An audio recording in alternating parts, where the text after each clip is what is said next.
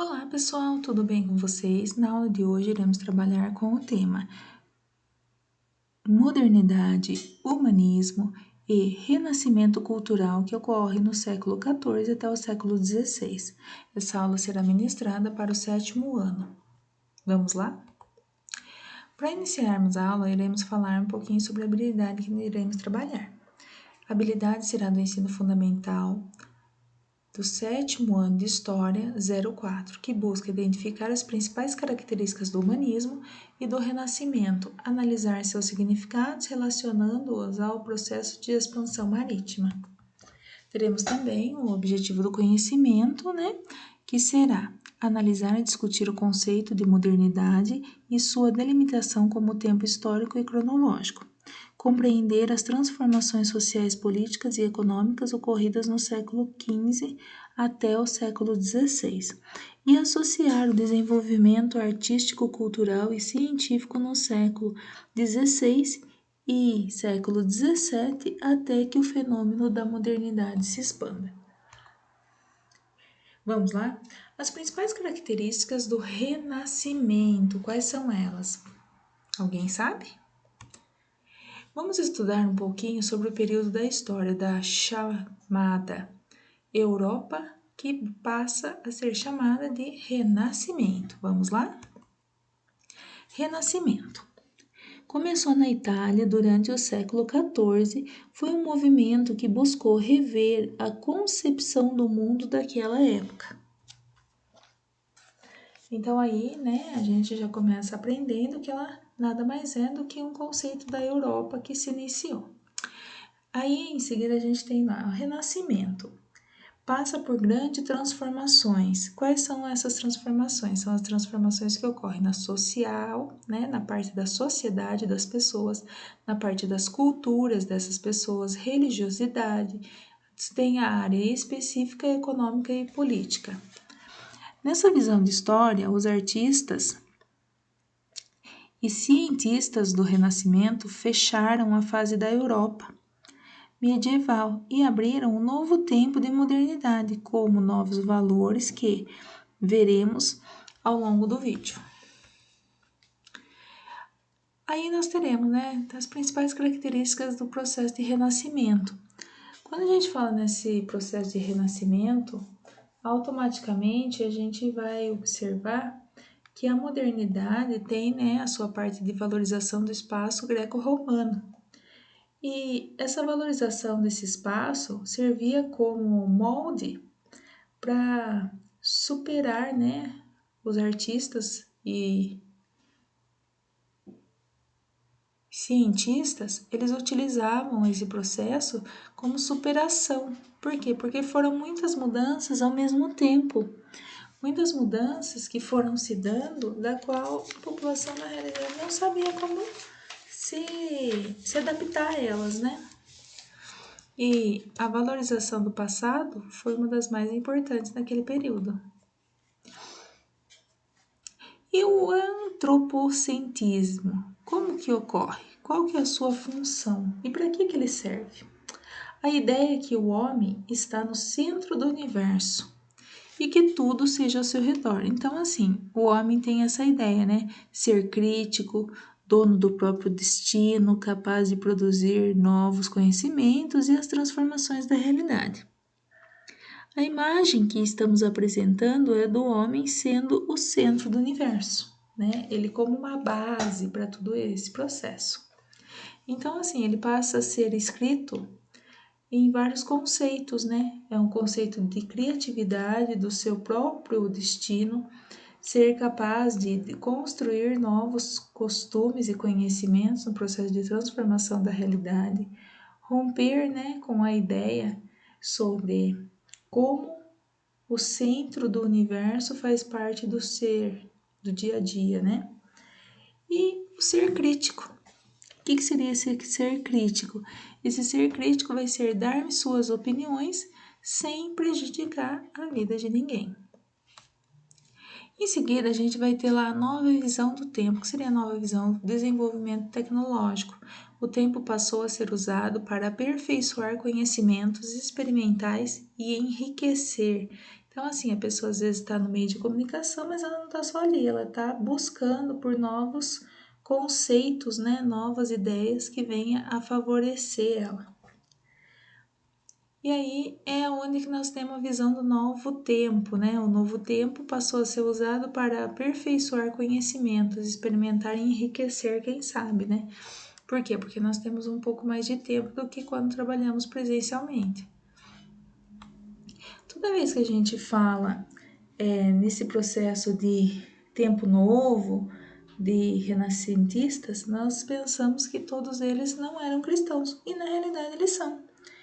Eles tinham a intenção de interpretar a Bíblia por completo, mas infelizmente não foi possível.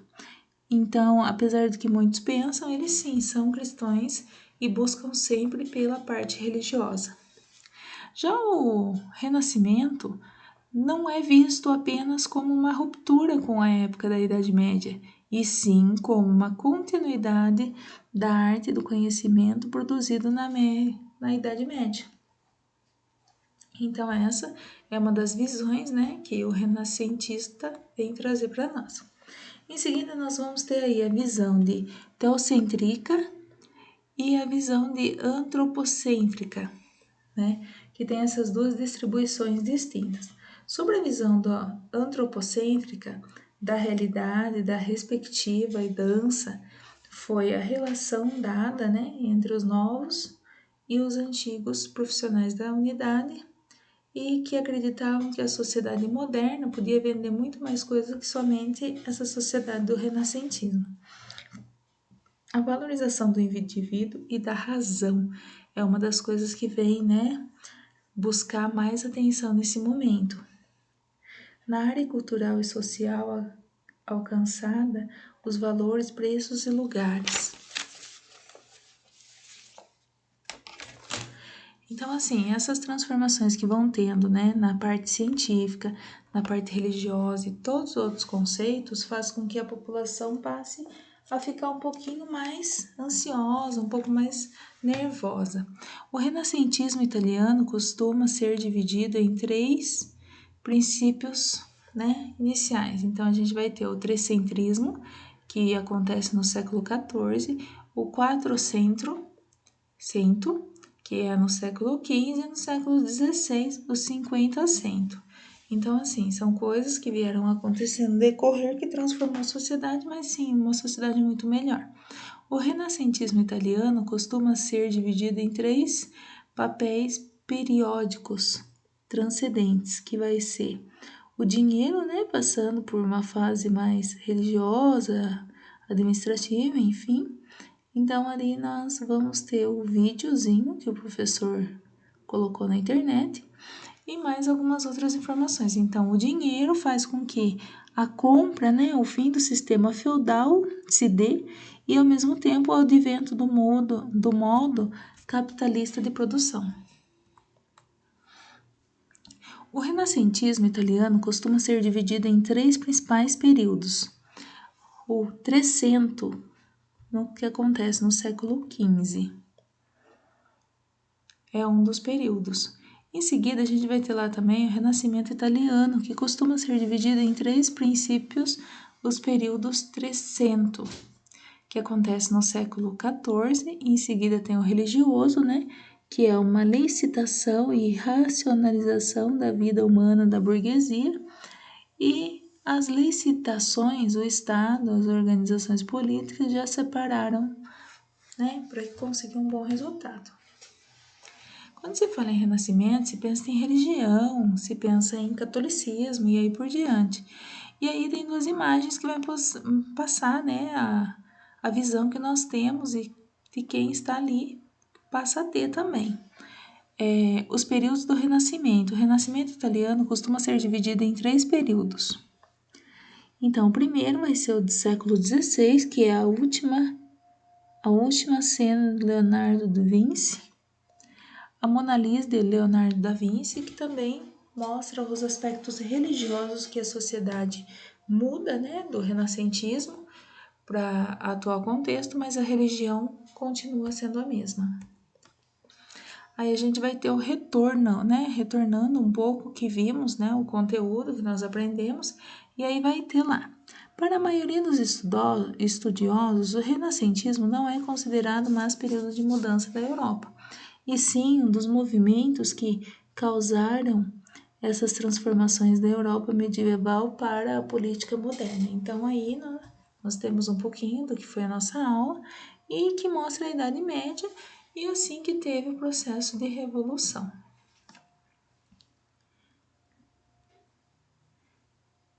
Para a maioria dos estudiosos, o renascentismo não é considerado mais um período de mudanças da Europa, e sim um movimento que causaram essas transformações na Europa medieval para a Europa moderna.